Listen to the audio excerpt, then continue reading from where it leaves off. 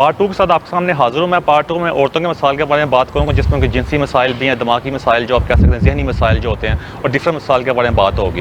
इस हॉस्पिटल की हिस्ट्री के बारे में मैं पार्ट 1 के अंदर बात कर चुका हूँ, तो आप पार्ट 1 में जाकर देख सकते हैं इस हॉस्पिटल की हिस्ट्री के बारे में कि इस हॉस्पिटल की हिस्ट्री क्या है और अस्पतालों की हिस्ट्री क्या है, जिसमें आपको काफ़ी कुछ लर्न करने का मौका मिलेगा। तो आज का जो वीडियो होगी वो मेरा इंटरव्यू होगा। मैं इंटरव्यू करूँगा पाकिस्तान के नंबर 1 डॉक्टर से, जिन्होंने दुनिया में अवार्ड हासिल किया है। उनका नाम डॉक्टर वारिस है। डॉक्टर वारिस ने दुनिया में नंबर 1 पोजीशन हासिल की है अब हेयर प्लांट के एग्ज़ाम के अंदर। उसके अलावा वो डर्मेटोलॉजिस्ट हैं और स्किन केयर के अंदर उनका बड़ा नाम है।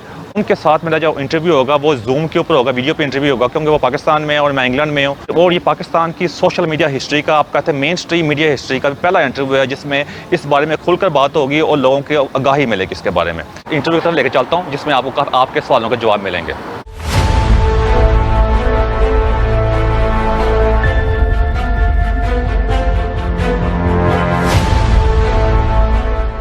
डॉक्टर साहब, इसमें हम औरतों के मसाइल के बारे में बात करेंगे।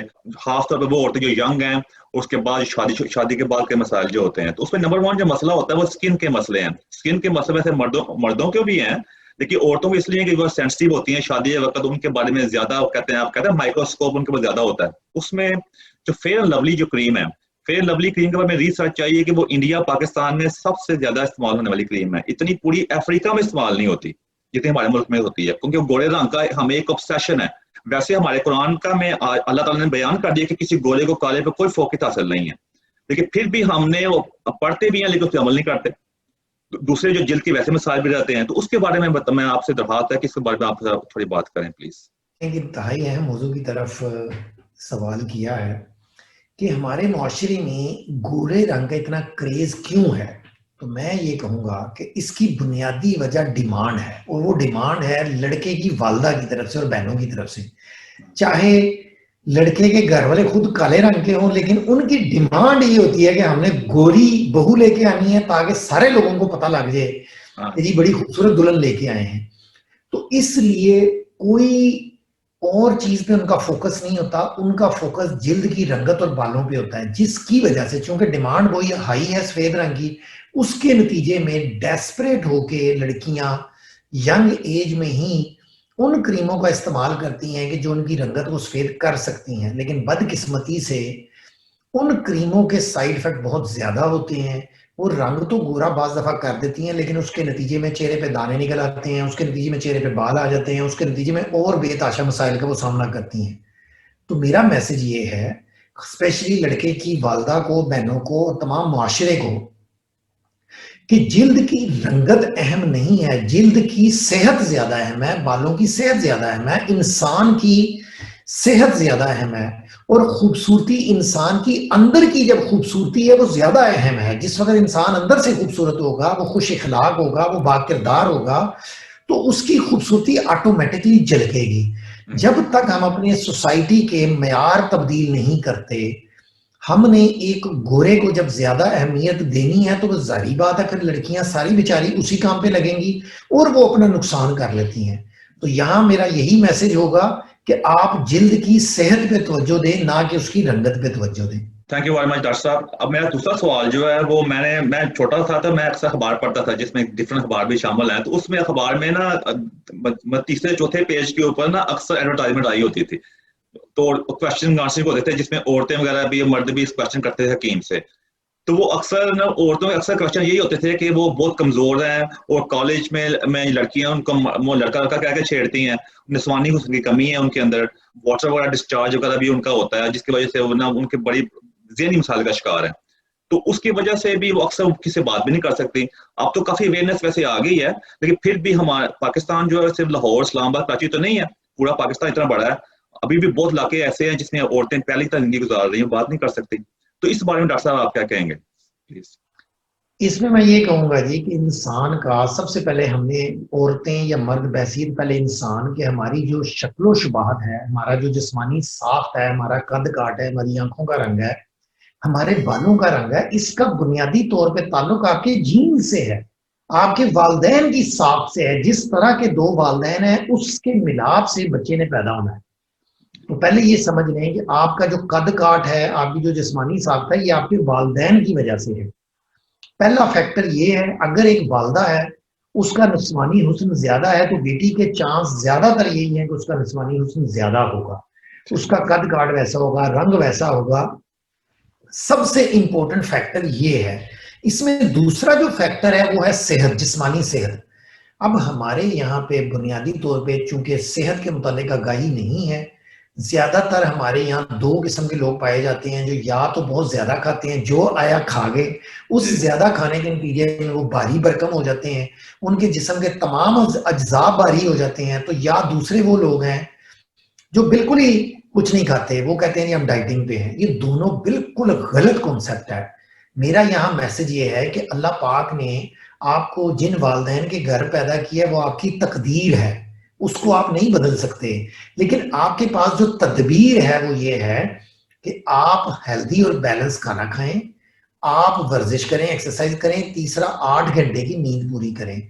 जिस वक्त आप इन तीनों चीजों पे अमल करेंगे तो आपकी जो नेचुरल अल्लाह ने मर्द की जिस्मानी साथ रखी है वो वही बनेगी। और औरतों के लिए स्पेशल पैगाम ये पाकिस्तानियों के लिए कि पाकिस्तानी माशरे में लड़की और औरत का एक्सरसाइज करना तकरीबन नामुमकिन ही मैंने देखा है। मेजोरिटी को ये पता ही नहीं है कि एक्सरसाइज भी कोई चीज होती है, मेजोरिटी को ये पता ही नहीं है हेल्दी बैलेंस डाइट होती है, मेजोरिटी को ये पता ही नहीं रात को 8 घंटे सोना होता है। तो मैं इनको यही कहूंगा अपनी बहनों को, बेटियों को, कि ये इन 3 चीजों पे तवज्जो दें, तो जो आपकी नेचुरल ब्यूटी है वो जरूर सामने आएगी और आप एक हेल्दी जिस्म के साथ कंफर्टेबल जिंदगी गुजारेंगे। Thank you very much doctor साहब। औरतों के शादी के बाद के मसले जो होते हैं, ये शादी के बाद होता ये है कि अक्सर औरतें जो होती है अपने पार्टनर के साथ कम्युनिकेशन नहीं कर सकती। वो इस डायलेमा का शिकार होती हैं कि अगर वो बात करेंगे वो समझेगा ये अच्छे किरदार के मालिक नहीं है। क्योंकि हमारे पाकिस्तानी सोसाइटी में खास तौर पर ये एक मिथ है कि औरत को कुछ नहीं चीज का पता, और जिसको थोड़ा बहुत पता होगा समझता है कि ये बहुत तेजदार औरत है। हालांकि ये भूल जाते हैं कि जिस माशरे में हम रह रहे हैं, अभी सोशल मीडिया का दौर है, पहले ही पता था तो अब भी जो है अब तो वैसे ओपन हो गया है। तो उसको ओवरकम करने के लिए औरतों के लिए आपको क्या मशवरा देंगे कि औरतों को जो है वो किस तरह अपनी अपनी पर्सनैलिटी को बेहतर बना सकती हैं, और किस तरह अपने जो हस्बैंड के साथ जो है कम्युनिकेशन को बेहतर बना सकती हैं ताकि उनकी जिंदगी अच्छी गुजरे और कल को उनके बच्चों के ऊपर अच्छे असरात पैदा हों। ये भी आपने एक बहुत ही इंपॉर्टेंट सवाल किया है, क्योंकि मैं स्किन स्पेशलिस्ट हूँ और हेयर ट्रांसप्लांट सर्जन हूँ। मैं रोजाना मेरे पास ऐसी खवातीन आती हैं कि जो कि बहुत ज्यादा एंजाइटी और स्ट्रेस में होती हैं, 30s में, 30 साल की उम्र में। ज्यादातर पाकिस्तान में 20 साल की उम्र में शादी कर दी जाती है। लड़कियों की ज्यादातर एज 20 साल की उम्र बच्चे पैदा करने में गुजरती है, लिहाजा उनको बिल्कुल अवेयरनेस नहीं होती कि हमारा जिस्म का क्या हाल हो गया है, हमारी शक्ल का क्या हाल हो गया है। वो उन कामों में बिजी होती है। जिस वक्त वो बच्चों से फारिग होती हैं उस दौरान मर्द, अगर उसकी 30 साल में शादी हुई थी या 25 साल की शादी में हुई थी, कि वो फाइनेंशियली ग्रो करके 30 फाइनेंशियली काफी ग्रो कर गया और एज वाइज भी काफी ग्रो कर गया है। वो 35 से 40 की एज में पहुंच गया है, वो ज़हनी तौर पे भी काफी स्मार्ट हो गया है, चालाक हो गया है, और फाइनेंशियली भी वो काफी अफोर्डिंग हो गया है। फिर उसको जिस वक्त वो उस एज में पहुंचता है तो उसकी रिक्वायरमेंट होती है कि खूबसूरत, वो सोशल मीडिया पे इधर उधर से एक खूबसूरत तराशी हुई लड़कियां देखता है तो उसको इमेजिन करता है कि मेरी बीवी भी ऐसी हो। तो इसमें होता यह है कि मैं ये समझता हूं कि इसमें मर्द का बहुत बड़ा कसूर है। औरत का तो है ही है कि वो बेचारी ने अपने ऊपर ध्यान नहीं दिया, लेकिन उसने ध्यान इसलिए नहीं दिया जब आपने बच्चे ही प्लान नहीं किए, जब आपने जिंदगी की कोई प्लानिंग ही नहीं रखी, जब आप दोनों ने मिलकर, मेरा यहाँ मैसेज ये है कि मियाँ और बीवी वो दोनों मिलके एक प्लान करें कि हमने बच्चे कितने और किस किस वक्फे के साथ प्लान करने हैं। जब वो आप और उस दौरान अपने आपने अपनी जिस्मानी सेहत का खास ख्याल रखना है। अगर ऊपर नीचे बच्चे होंगे, औरत को टाइम नहीं मिलेगा एक्सरसाइज का, क्योंकि प्रेगनेंसी में तो उस तरह एक्सरसाइज नहीं की जा सकती, मदर फीड के दौरान भी एक्सरसाइज नहीं की जा सकती। पाकिस्तान में ज्यादातर रूटीन ये है, हर 1 से 2 साल बाद बच्चा होता है। वो 5-6 बच्चे अगले 10 साल में जब पैदा होंगे तो उस दौरान औरत की जिस्मानी सेहत नहीं रहेगी, उसकी जिस्मानी शेप नहीं रहेगी, बेतहाशा वो मसाइल का शिकार हो जाएगी। तो इसलिए सबसे पहला मैसेज ये है कि आपने जो फैमिली है उसको प्लान करके चलना है। मर्द का यहाँ पे बहुत बड़ा रोल है कि वो अपनी वाइफ को, अगर ये चाहता है कि वो एक खूबसूरत जिंदगी गुजारे, तो अपनी वाइफ को एक टाइम दे, उसकी सेहत का, एक्सरसाइज का, बच्चों के दरमियान ठीक तरह से वक्फा हो और एक दूसरे के साथ कम्युनिकेशन स्ट्रांग हो। जब मर्द अपनी औरत को गाइड करेगा तो औरत के अंदर एक कॉन्फिडेंस आएगा। औरत का भी ये काम बनता है कि वो अपनी जिस्मानी सेहत का ख्याल रखे, ताकि कहीं ऐसा ना हो कि जिस दौरान वो बच्चे पैदा करने में मसरूफ है और मर्द कमाने में मसरूफ है, उसके बाद जो डायलेमा है वो उस डायलेमा में जाके कहीं उनके अज़दवाजी ताल्लुकात में प्रॉब्लम ना क्रिएट हो जाए। इसमें जो मेरा मैसेज है वो यही है कि जब आप प्लान करके चलेंगे और अपने पार्टनर को साथ लेके चलेंगे, फिर आपकी एक खूबसूरत जिंदगी गुजरेगी। Thank you very much doctor साहब। अब लास्ट क्वेश्चन करेंगे, और last question of the day वो ये होगा कि हमारी जितने भी शादी होती है उसमें, और जब बच्चा वगैरह पैदा होता है, मैंने पाकिस्तान में जब होता था तो मैं जब देखता था कि बच्चा पैदा होने से पहले लड़की को जो कहते थे कि अपनी माँ के घर चली जाती है, चलो वो तो एक डिफरेंट मैटर है, उसमें कहते हैं कि अब तुमने बेड से नहीं उठना, उसको दबाने वाली भी आ रही है, उसके लिए खास किस्म की गजाएं भी बन रही हैं जिसको पांडा वगैरह कहते हैं पंजाबी में, और भी बड़ा कुछ उसके लिए हो रहा है। तो जो जब वो सब कुछ खाती पीती है, जब वो बच्चा वो समझते हैं पता नहीं बहुत बड़ी मिशन पे जा रही है ये। तो जब बच्चा वगैरह पैदा होता है तो अक्सर मैंने देखा कि बच्चा पैदा होने के बाद वो औरत जो है वो उसका जिस्म जो है ना, अगर पहले कमजोर भी थी तो बहुत मोटी हो जाती है। तो मैं पर सोचा था ऐसा क्यों होता है, लेकिन जब मैं बाहर आया मैंने देखा तो यहाँ पे तो ऐसा मसला कोई नहीं है। यहाँ पे औरतें जो हैं बच्चा पैदा होने से एक दिन पहले तक आराम से हेल्थी लाइफ गुजार रही होती हैं, अगले दिन बच्चा पैदा करती हैं, और बाद में भी उस तरह हेल्थी रहती हैं। और उसमें एक और चीज भी मैं उसमें ऐड करूंगा, उसमें वो ये चीज है कि एक नेचुरल तरीके से बच्चे का पैदा होना। यहाँ पे बाहर के मुल्क में प्रेफर किया जाता है कि नेचुरल तरीके से बच्चों को पैदा किया जाए। ऑपरेशन जो होता है वो लास्ट चीज है जब जिंदगी मौत का मामला होता है। हमारे पाकिस्तान में कुछ सालों से एक ट्रेंड शुरू हो चुका है कि हॉस्पिटल में ज्यादा पैसों के चक्कर में वो ऑपरेशन कर देते हैं। तो ये दोनों चीजों को मैं करूंगा कि इसके एक तो ज्यादा जब आपने इतनी खुराक खाई होगी तो ऑफकोर्स बच्चों के बाद बच्चा पैदा होने के बाद तो खुराक कहीं ना कहीं तो निकलेगी ना, फिर आप बड़े मोटे भी होंगे। और ये ऑपरेशन के चक्कर में आप, मेरे इस क्वेश्चन को थोड़ा लंबा हो गया लेकिन आप समझ गए होंगे मैं क्या कहने की कोशिश कर रहा हूँ। मैं अब तो आप इसका प्लीज इसको थोड़ा बयान कर दें प्लीज। ये आपका बहुत ही अहम और खूबसूरत क्वेश्चन है। मैं यहाँ पे ये बताना चाहूंगा कि प्रेगनेंसी के दौरान आपको सिर्फ ये ख्याल रखना है कि किसी ग़िज़ा की कमी ना हो। यहाँ कमी की पूरी करने की बजाय बहुत ज्यादा ज्यादती हो जाती है। दो चीजें भरपूर होती हैं, एक नॉर्मल कामकाज की रूटीन खत्म हो जाती है जिसकी वजह से जो आपकी कैलोरीज हैं वो बर्न नहीं होती, जो आप खाते हैं वो जमा होता जाता है। दूसरा, बहुत ज्यादा इजाफी खा लिया जाता है, उसकी वजह से वो फैट अकोमोलेशन हो जाती है। अब आपने जिस वक्त प्रेगनेंसी के दौरान बहुत ज्यादा अपने ऊपर चर्बी का एक गुलाफ बना लिया है ज्यादा खा के, तो उसका क्या होगा, जिस वक्त प्रेगनेंसी खत्म होगी तो वो चर्बी तो नहीं उतरेगी, वो तो बच्चा तो बेबी पैर जाएगा, तो उसके बाद आपकी पूरे के पूरा जिस्म आपका चर्बी से भरपूर होगा और आपने चला फिरा भी नहीं, जिसकी वजह से नॉर्मल प्रेगनेंसी के चांसेस भी कम हो जाएंगे। इसलिए मेरा मैसेज ये है कि आपने प्रेगनेंसी के दौरान नॉर्मल चलना फिरना है, नॉर्मल कामकाज करना है, नॉर्मल खुराक लेनी है और एंटीनेटल विजिट करनी है। इसका मतलब है डॉक्टर के पास विजिट करना है ताकि आपके टेस्ट हों। अगर कहीं से भी आप किसी कमी का शिकार हैं तो वो कमी के लिए आपको ग़िज़ा स्पेशल बता दी जाए कि आप ये वाली ग़िज़ा लें जिससे आपकी कमी पूरी हो। लेकिन इसका ये हरगिज मतलब नहीं है कि आप बहुत ज्यादा ग़िज़ा खा के आप अपने आप को मोटापे का शिकार कर लें। और ये जिस मसले की तरफ आपने तवज्जो दिलाई है, ये वो पिछला जो आपका सवाल था, ये उसी से मैं रिलेट करूंगा।